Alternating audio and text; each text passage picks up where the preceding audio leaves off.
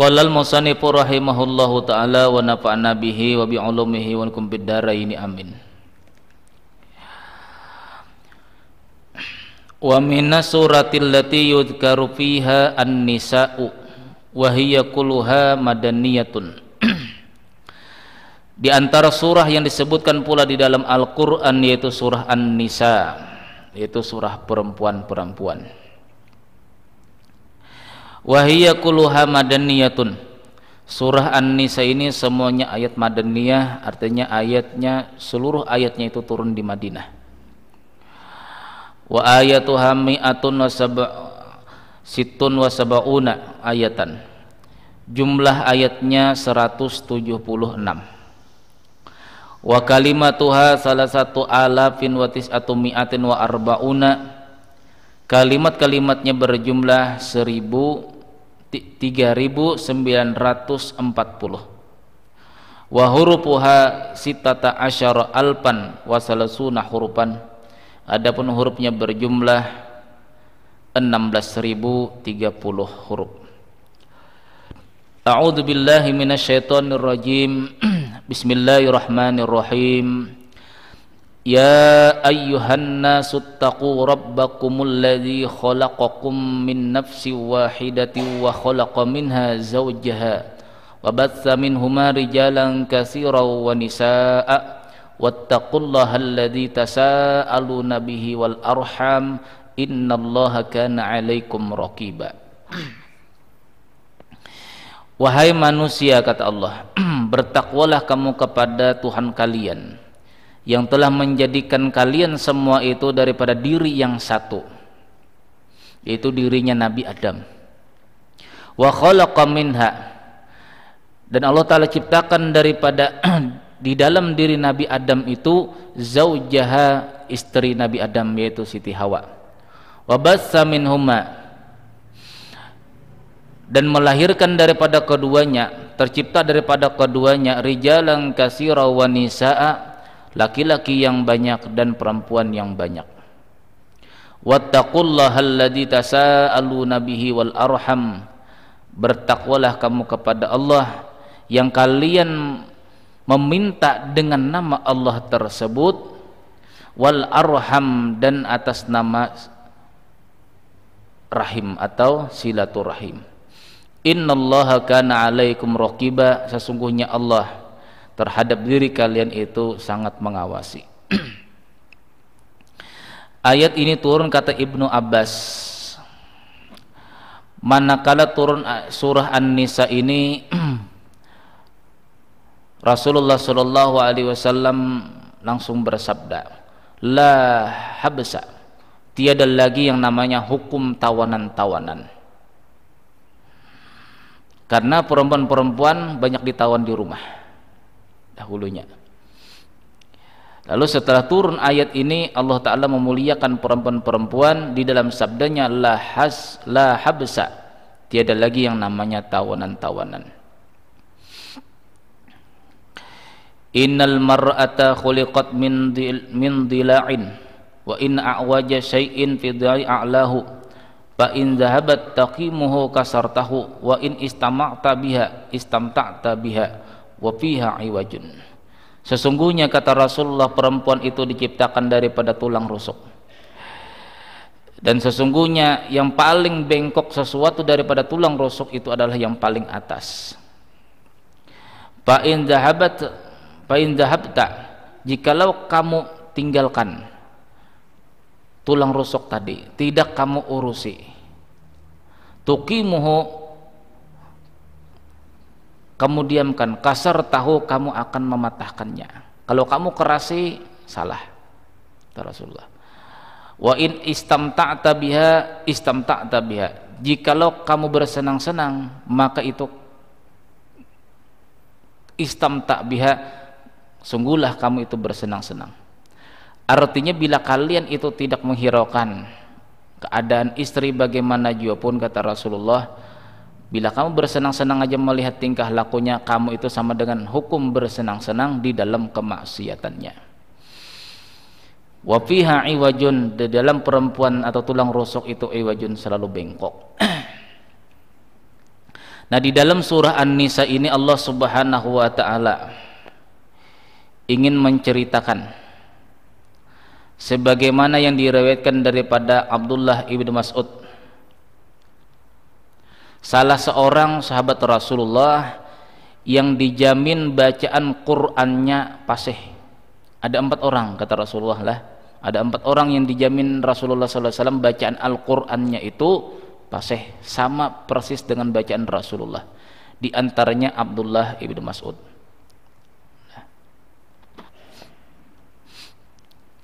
Ini Abdullah ibnu Mas'ud ini kalau menurut di dalam sejarah, beliau inilah yang nantinya, yang dahulunya membunuh Abu Jahal di waktu peperangan Badar.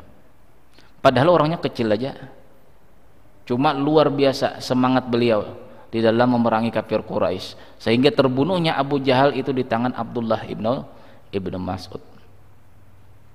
Saat ketika Abdullah ibnu Mas'ud ini naik ke sebuah pohon, lalu para sahabat yang di bawah mentertawakan. Apa yang kalian tertawakan, kata Rasulullah SAW? Apakah kalian mentertawakan telapak kaki, kecilnya telapak kaki Abdullah ibnu Mas'ud? Ketahuilah, kata Rasulullah SAW, bahwasanya telapak kaki Abdullah ibnu Mas'ud yang kecil seperti itu nanti di akhirat ditimbang lebih berat daripada gunung Uhud. Nah, sehingga dengan dalil yang seperti ini, di antara nanti yang dihitung atau yang ditimbang amalan di akhirat, itu bukan sekedar amal kita yang ditimbang, badan kita pun akan ditimbang Allah. Jadi mulai ujung kepala sampai ujung kaki itu akan ditimbang Allah Subhanahu wa taala. Di dalam kitab Tazkiratul Qurtubi yang pertama yang ditimbang Allah Subhanahu wa taala adalah amal kita. Yang kedua buku catatan amal kita.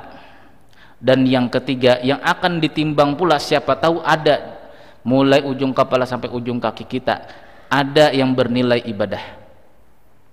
Seperti contohnya Abdullah ibnu Mas'ud yang kakinya, kata Rasul, telapak kakinya saja itu sudah lebih berat ketimbang daripada gunung Uhud.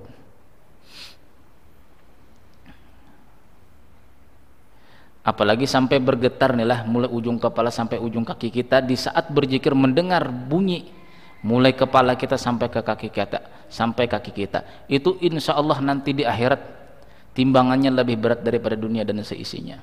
Itulah gunanya torekoh itulah yang mengajarkan daripada zikir-zikir yang bukan sekedar hati kita yang berzikir, roh kita pun berzikir, sampai rahasia di dalam diri kita berzikir yang mengakibatkan sampai bulu kita, kulit kita, daging kita, darah kita semuanya berzikir. Jadi kata Abdullah ibn Mas'ud inilah, inna fi suratin nisa'i la khamsa ayatin. Di dalam surah An-Nisa ini, kata Abdullah ibn Mas'ud, ada 5 ayat.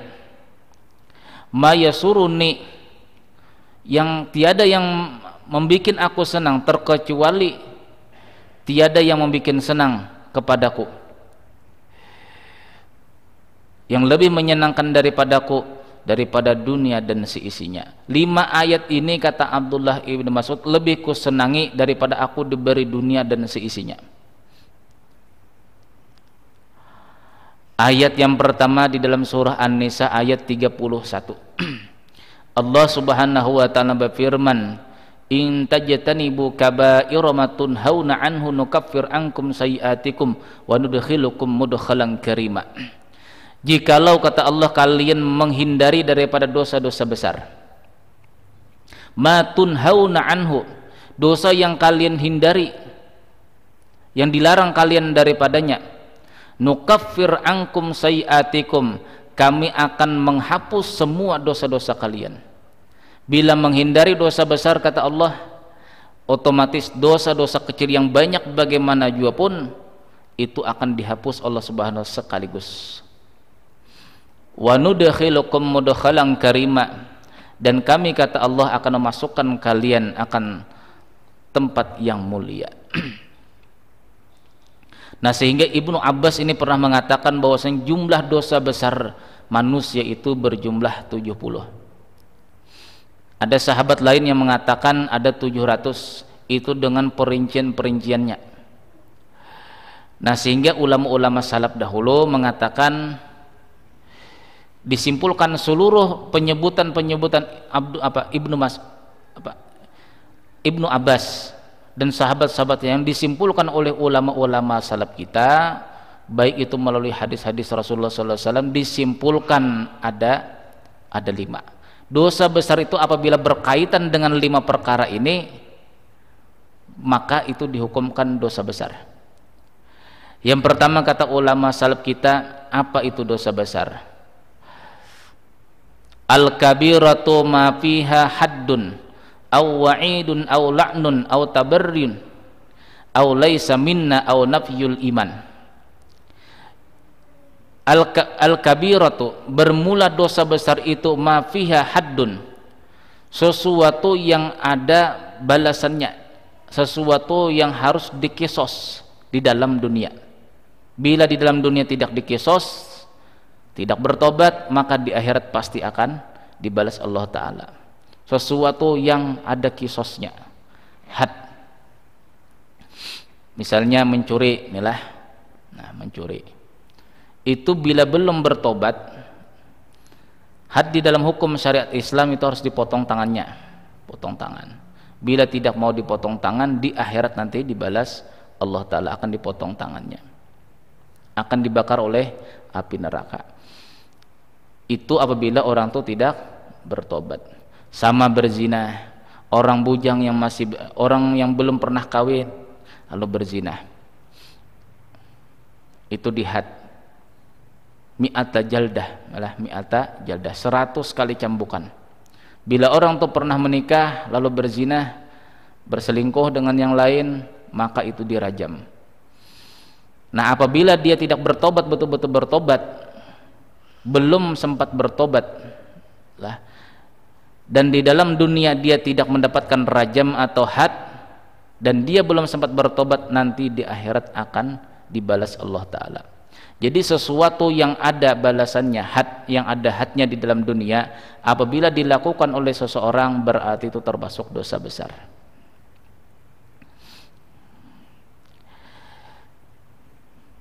Yang kedua,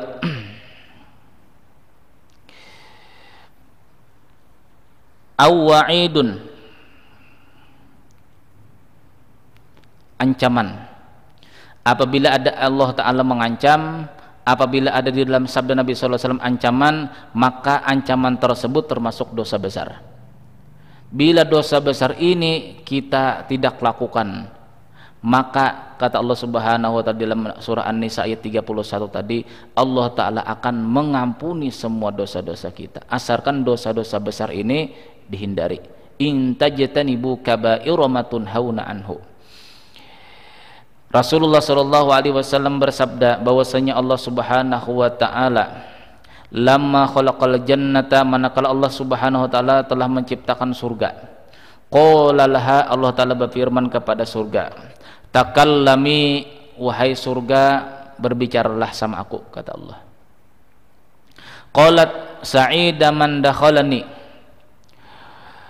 wahai Allah, kata surga, sungguh beruntung sekali orang yang bisa masuk ke dalam diriku, maksudnya ke dalam surga.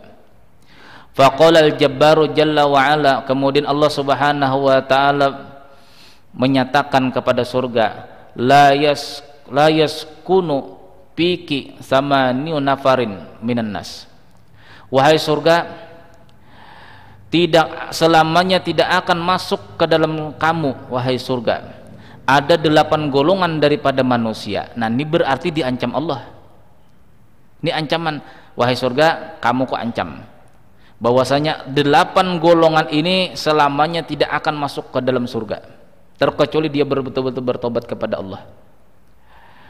Yang pertama, la yaskunuki mudkhinu khamrin, selamanya tidak masuk surga orang yang minum minuman, mabuk-mabukan.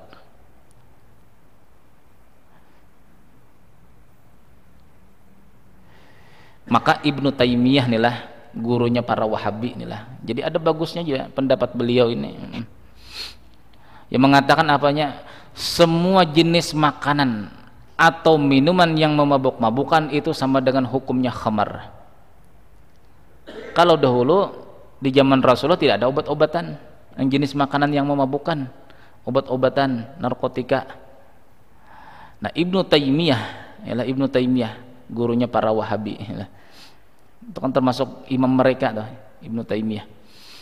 Itu mengatakan segala sesuatu apa jua pun, kalau di zaman Rasulullah itu jenis minuman yang memabuk-mabukan, sekarang zamannya lain lagi, ada jenis makanan yang apabila memabukkan itu termasuk hukum khamar atau minuman-minuman keras. Itu pendapat Ibnu Taimiyah. Dan ini dan ulama kita sepakat pendapat beliau yang seperti ini juga. Nah, sesuatu yang membuat orang itu mabuk-mabukan selama dia belum bertobat, selama itu pula dia tidak akan masuk ke dalam surga. Nah, ini ancaman berarti bila orang bisa berhindar supaya jangan mabuk, maka dosanya akan diampuni Allah Subhanahu wa taala. Yang kedua, wala musirun ala zina, orang yang selalu mengakali berzina. Yang ketiga, wala qattatun, orang yang adu domba. Yang keempat, wala dayusun, dan tidak pula dayus. Dayus itu kalau di dalam Nashihul Ibad itu adalah seseorang laki-laki yang tidak ada rasa cemburu terhadap istrinya atau anak perempuannya dikala mereka ini melanggar syariat Allah Subhanahu wa taala. Anak perempuan keluar rumah tidak pakai kerudung, tidak ditegurnya, tidak ada rasa cemburu. Istri keluar dari rumah tidak pakai kerudung, tidak cemburu kecantikan istri dilihat orang. Maka ini namanya hukumnya dayus, orang yang selamanya, kata Rasulullah SAW, tidak akan masuk ke dalam surga terkecuali dia bertobat. Sulit junilah, sulit. Bahkan banyak yang membanggakan, ialah membanggakan bila istri itu cantik, wah dipamerkan di tempat umum,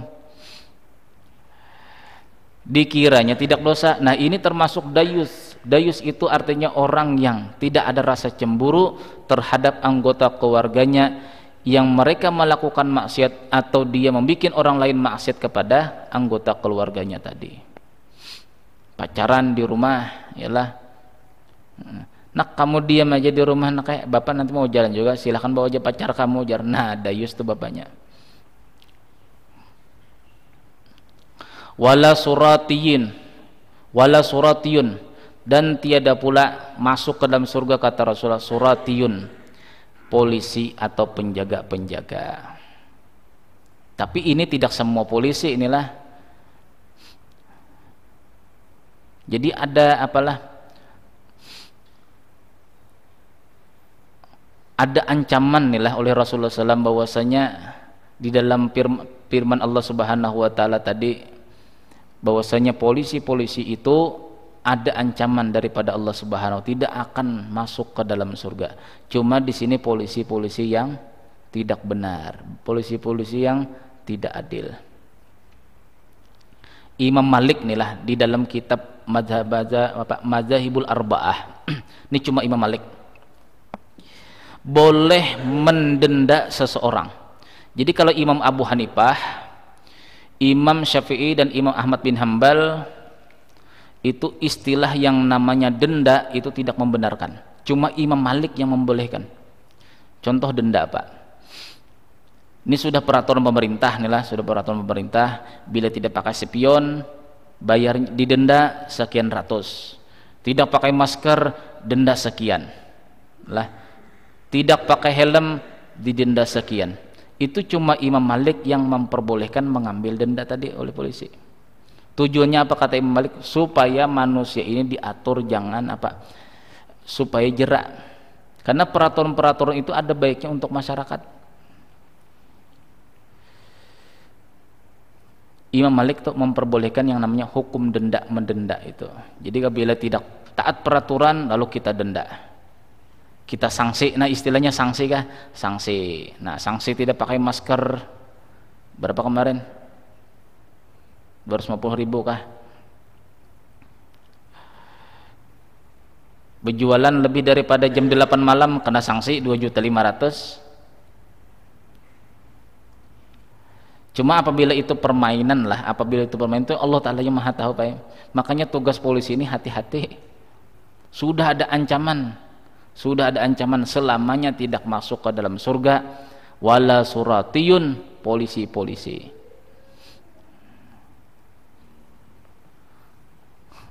Kasihan yang bekerja di situ. Ya dididik, mulai misalnya ada rencana mau jadi polisi anak, didik mulai kecil dulu, jangan sampai ikut-ikutan yang seperti itu. Apalagi misalnya sogok menyogok.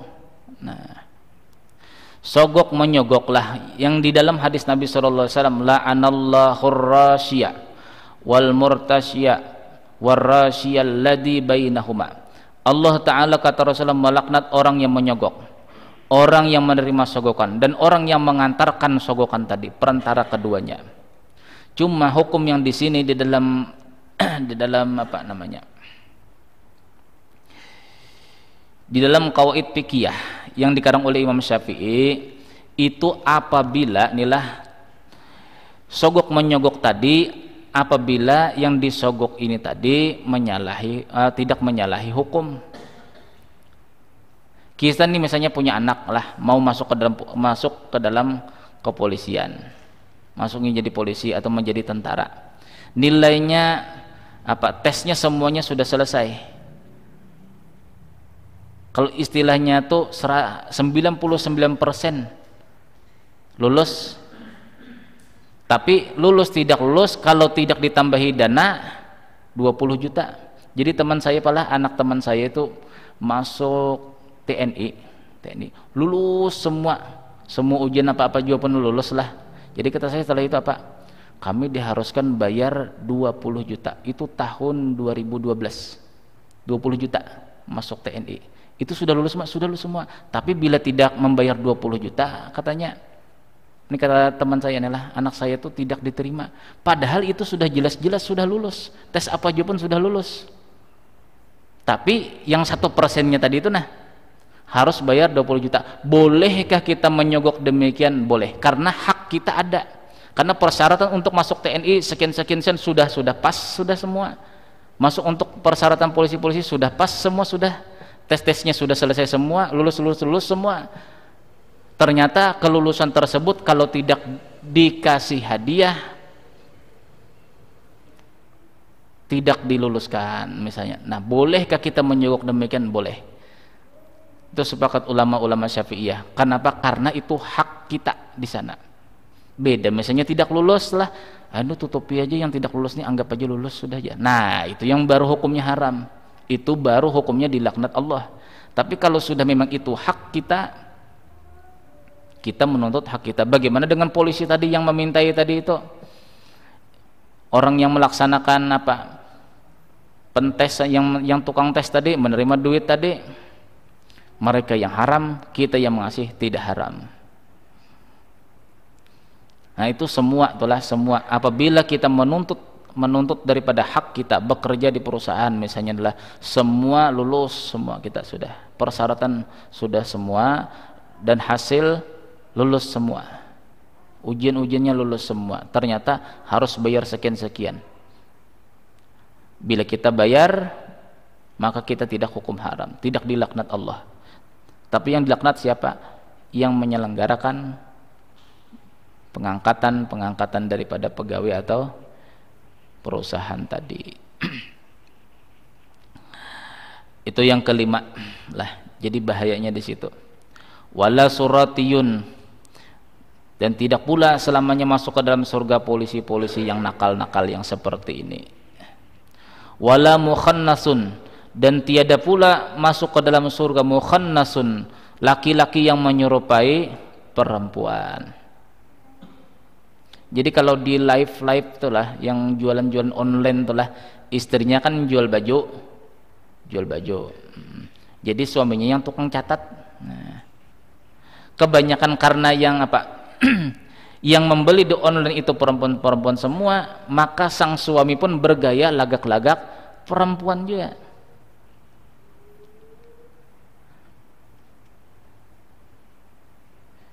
istrinya jualan online, jualan baju perempuan, otomatis yang penelpon atau yang mengkip barang tersebut perempuan pula. Terkadang diajaknya bertanya, diajaknya ngomong lah oleh suaminya tadi, mau tidak mau sang suami tadi pun ikut berbahasa atau berlogat perempuan. Ini dilaknat Allah Ta'ala, baik suara ataupun tingkah laku. Wala mukhannasun, dan tiada pula masuk ke dalam surga, kamu wahai surga, kata Allah, mukhannasun, laki-laki yang menyerupai perempuan.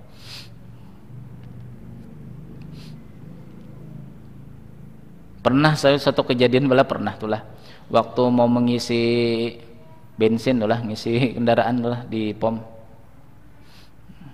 kendaraan Tiger, pakai jaket hitam, helm. Kata saya, ini gedenya orangnya, ini laki-laki berotot, kata saya kan lah. Cuma setelah membuka helm ternyata rambutnya panjang segini. Nah, saya kira tadi laki-laki, ini kendaraannya kendaraan laki, kendaraan Tiger. Jadi sesuaikanlah kendaraan laki-laki juga yang memakai kendaraan perempuan itu kita menyerupai, baik laki-laki yang menyerupai perempuan menyerupai laki-laki pun sama juga. Nah, lain bedanya misalnya kendaraannya tadi atau motornya tadi, itu motornya umum seperti Matic itulah, yang bergigi itu umum kan, untuk laki-laki bisa, untuk perempuan bisa. Ini jelas-jelas kendaraan laki dipakai perempuan, ngisi bensin lagi Pak, ngantri di bensin lagi. Ada salah satu keramat nih lah, keramat seorang wali Allah Subhanahu wa taala yang mastur, yang tersembunyi, yaitu almarhum Kiai Haji Mahfuz Amin, pengasuh pondok pesantren Ibnul Amin Pamangkih Barabai, tempat pesantren kita dahulu. Itu luar biasa waroknya beliau, memelihara daripada hukum-hukum syariat Allah Subhanahu wa taala. Beliau setiap kali inilah ada khusus beliau itulah sendal beliau itu khusus untuk ke masjid ada, untuk jalan-jalan ada. Jadi kalau mau ke masjid sendal ini sana. Ternyata pernah satu kali sendal beliau ini, sandal jepit inilah, dipakai oleh istri beliau. Kemana sendalku, kata beliau. Datangnya istri tadi, makanya saya bahaya memakai sandalnya. Setelah itu Pak, beliau tidak pernah lagi memakai sandal tadi itu. Kenapa, kata beliau? Karena sandal ini sandal perempuan. Padahal cuma salah memakai aja istri beliau. Karena itu istriku, beliau kata beliau, istriku yang memakai berarti itu sandal perempuan. Laki-laki yang memakai pakaian-pakaian perempuan itu dilaknat Allah Ta'ala, tidak mau dipakai beliau. Waraknya beliau tuh. Kalau kita sama-sama ya Allah, kalau sandal-sandal jepit itu umum dah, perempuan kah laki-laki kah.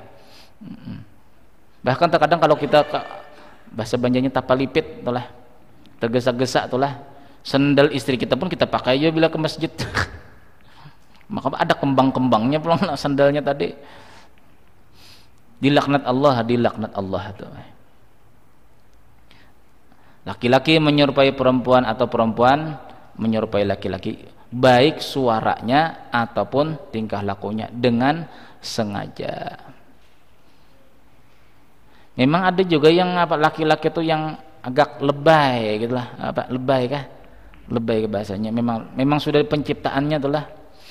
Makanya di dalam kitab Marahul Labid juz yang pertama lah, yang dikarang oleh Imam Nawawi Al-Bantani itulah, itu pengarang kitab Marahul Labid, tafsir Quran Marahul Labid juz yang pertama. Itu beliau menjelaskan di sana dengan perincian-perincian bahwasanya kalau ingin memiliki anak yang betul-betul laki-laki tulen, caranya begini, kata beliau. Kalau ingin perempuan tulen, begini caranya. Kalau ingin punya anak laki-laki, ini caranya. Kalau ingin punya anak perempuan, ini caranya. Ada dijelaskan di dalam kitab tafsir Malahul Labid. Ini mumpung di dalam sini aja nih lah, tidak sampai keluar nih lah. Itu di dalam kitab Marahul Labid yang pernah kita belajar kepada Ustadz Muhammad Nur Marabahan. Jadi dalam kitab tersebut balah Kita ini kan memiliki dua telur nih lah, telur kanan, telur kiri.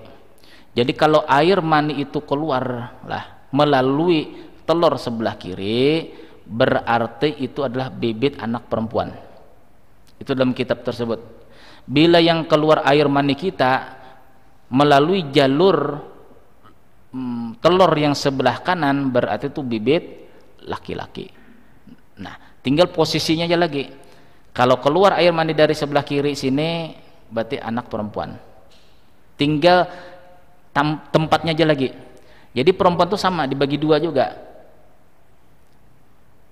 Ari-ari yang sebelah kiri ini khusus menampung untuk perempuan. Ari-ari yang sebelah kanan ini untuk laki-laki. Jadi kalau misalnya air mani kita tuh keluar daripada telur yang sebelah kiri masuk ke ari-ari sebelah kiri perempuan lah, sekalipun sama rahimnya cuma agak bergeser ke kiri, maka tuh hasilnya perempuan tulen.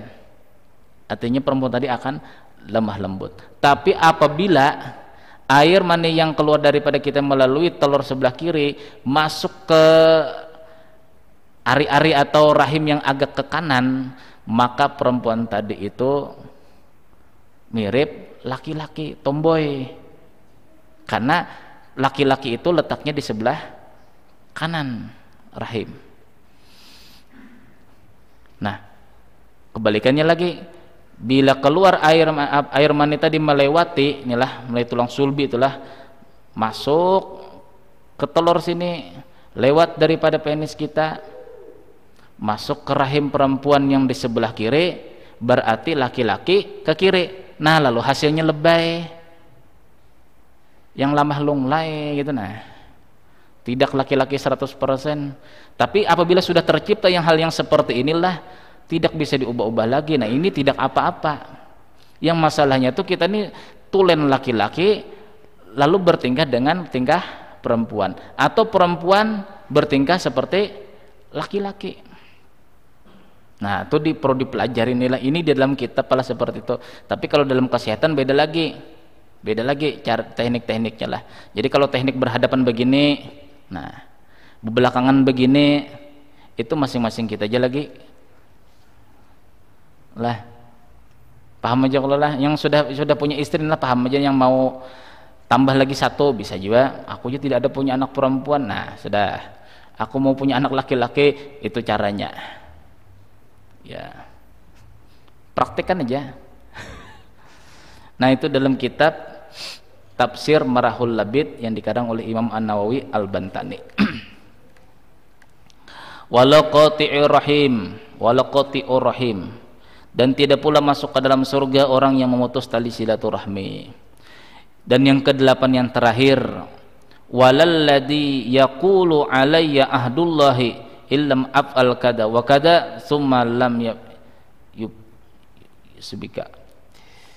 Dan tiada pula orang yang mengatakan aku berjanji kepada Allah bila aku begini nantinya bila aku sudah diangkat. Nah, ini pejabat yang diangkat sumpah, maka itu termasuk orang yang dilaknat Allah. Selama tidak bertobat berarti dia melakukan dosa besar. Bila melakukan dosa besar, selama itu pula dijamin tidak masuk ke dalam surga.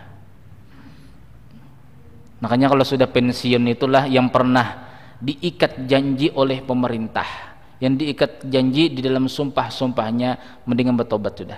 Mendingan bertobat yang sudah pensiun daripada jabatannya. Siapa tahu dahulu kita bersumpah, ternyata tahun pertama, tahun kedua sesuai dengan sumpah tadi. Tahun ketiga karena ekonomi lalu terlanggar sumpah tadi. Mendingan bertobat. Tidak ada salahnya bertobat. Mumpung kita bisa bernapas. Ini sudah tidak bernapas lagi, sudah, maka kisosnya di akhirat. Itu yang kedua. Yang ketiga, kata Rasulullah SAW, yang termasuk dosa besar di dalam ruang lingkup dosa besar, aw la'nun, atau sesuatu yang dilaknat Allah. Contohnya la'anallahu rasyiya wa murtasyiya war rasyiya alladhi bainahuma. orang yang menyogok, orang yang menerima sogokan, dan orang yang mengantarkan dari perantara antara keduanya. Itu yang ketiga. Yang keempat, termasuk dalam kategori dosa besar apabila Rasulullah SAW menyatakan tabaryun, Rasulullah berlepas. Contohnya, ana bari'um mimman halaqa wa salaqa wa kharaqa. Aku, kata Rasulullah, berlepas daripada seseorang yang menggundul rambutnya, yang berteriak-teriak, dan orang yang merobek-robek pakaiannya di saat mendapatkan musibah. Bila membuat musibah, wah, sobek-sobeknya bajunya. Bila dapat musibah, berteriak-teriak sambil menjambak-jambak rambutnya. Ini biasanya perempuan-perempuan. Itu termasuk Rasulullah SAW berlepas daripada orang tadi. Artinya Rasulullah tidak akan memberikan syafaat. Nah, ini termasuk dosa besar lah, termasuk dosa besar. Au laisa minna, atau yang di dalam kategori lagi dosa besar. Laisa minna, bukan termasuk golonganku, kata Rasulullah. Contohnya, laisa minna man ghasya musliman au darrahu au makarrahu. Seseorang yang menipu daya orang Islam. Orang yang menjadi penipu tuh. Orang yang menipu, yang palsu dikatakannya asli, apalagi membuat perusahaan untuk meniru yang asli. Itu lebih lagi. Satu orang Islam saja kita tipu, itu sudah termasuk bukan golongan kami, kata Rasulullah. Maka bila sudah Rasulullah menyatakan bukan termasuk golongan kami, maka orang itu dijamin tidak mendapatkan syafaat Rasulullah, gara-gara menipu aja tak. Makanya hati-hati inilah orang-orang yang membuat perusahaan kawi itulah. Kalau kawi, ya jelaskan kawi, jangan dikatakan asli, kan begitu. Man ghasya musliman au darrahu, atau yang membuat mudarat kepada orang Islam. Makanya inilah khilafiyah ulama kita. Ini di kalangan ulama Syafi'i aja yang membuat yang di jalan polisi tidur kah? Itu kebanyakan ulama Syafi'iyah mengatakan hukumnya haram. Polisi tidur tuh, nah. Itu darrahu, memudaratkan orang. Kebanyakan orang lebih mudarat ketimbang kita mengamankan orang. Karena banyak yang orang terjatuh gara-gara polisi tidur tadi. Memang tujuan kita baik supaya orang jangan laju-laju, supaya jangan cepat-cepat. Cuma lebih banyak orang menyumpah ketimbang tidak menyumpah. Itu ulama Syafi'iyah itulah. Golongan ulama Syafi'i mengatakan hukumnya haram untuk polisi tidur tuh. Kalau polisi tidur itu dibangunin, bangun Pak tuh, sudah saatnya bangun, kan begitu. Kalau polisi tidur tuh bangunin aja Pak, jangan ditidurkan terus, kasihan mengganggu jalanan. Au makarrahu, atau menjebak. Nah, termasuk prank kita sekarang ini kan acara prank-prankan tuh lah. Kalau tidak minta maaf Pak sama orangnya tadi Pak, naudzubillah min dzalik, itu termasuk orang yang kata Rasulullah, aku berlepas daripada mereka. Bahkan acara prank-prank ini Pak ditenarkan di YouTube, di Facebook sudah.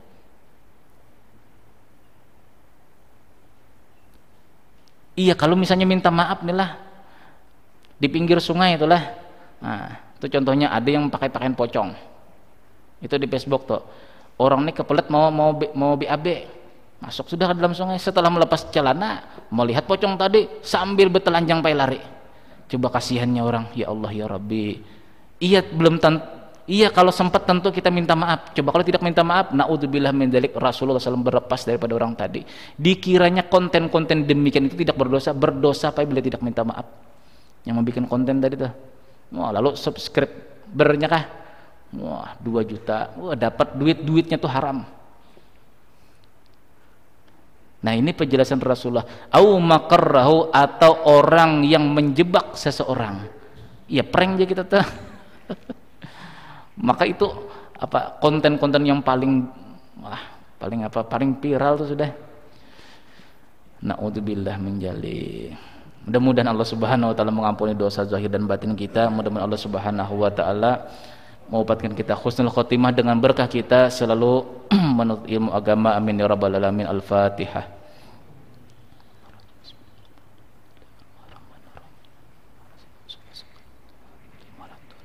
Bismillahirrahmanirrahim. Alhamdulillahirabbil alamin wassalatu wassalamu ala asyrofil mursalin wa ala alihi washabihi wasallam ajma'in. Allahumma ighfir lana ma akhtana wa ma ta'ammadna wa ma asrarna wa ma a'lanna wa ma anta 'ala bihi minna antal muqaddim wa antal muakhir la ilaha illa anta.